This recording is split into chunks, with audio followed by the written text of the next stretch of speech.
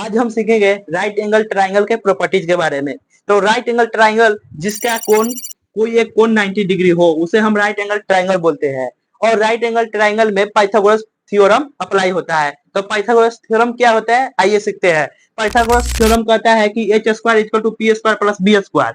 ऐसे आपको समझ में नहीं आया होगा, आइए समझाते हैं। एच का मतलब हुआ हाइपोटेनस, और बी का मतलब हुआ बेस, और पी का मतलब हुआ परपेंडिकुलर। यानी कहने का मतलब हुआ कि हाइपोटेनस का जो स्क्वायर होता है वो परपेंडिकुलर का स्क्वायर प्लस में बेस का स्क्वायर होता है।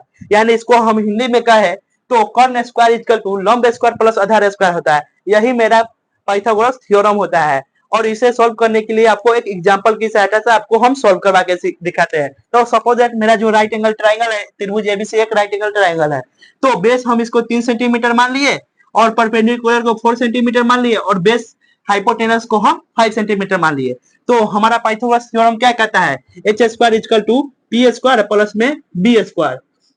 एच कहने का मतलब हुआ हाइपोटेनस, पी कहने का मतलब हुआ परपेंडिकुलर, बी कहने का मतलब बेस हुआ। इसका हम हिंदी में भी नाम लिख दिए है। हाइपोटेनस का मतलब हुआ कर्ण, बेस का मतलब हुआ आधार, और परपेंडिकुलर का मतलब हो गया लंब। तो H square equal to P square plus B square क्या है, हमको यह सिद्ध करना है, यानी पाइथागोरस थ्योरम है। तो एच मेरा कितना है, 5 है, यानी 5 का स्क्वायर इक्वल टू पी क्या है, 4 है, 4 का स्क्वायर प्लस बी स्क्वायर यानी 3 का स्क्वायर। 5 का स्क्वायर कितना होता है, 25 होता है, 4 का स्क्वायर 16 प्लस में 3 का स्क्वायर 9, 25 इक्वल टू 25। यहीं पर मेरा प्रूव हुआ। यानी हम कह सकते हैं कि आज छोटा सा वीडियो में हम सीखे कि पाइथागोरस थ्योरम क्या होता है, राइट एंगल ट्राइंगल क्या होता है। राइट एंगल ट्राइंगल जिसका कोई कोण एक 90 डिग्री हो उसे हम राइट एंगल ट्राइंगल कहते हैं। पाइथागोरस थ्योरम होता है कि H square equal to P square plus B square.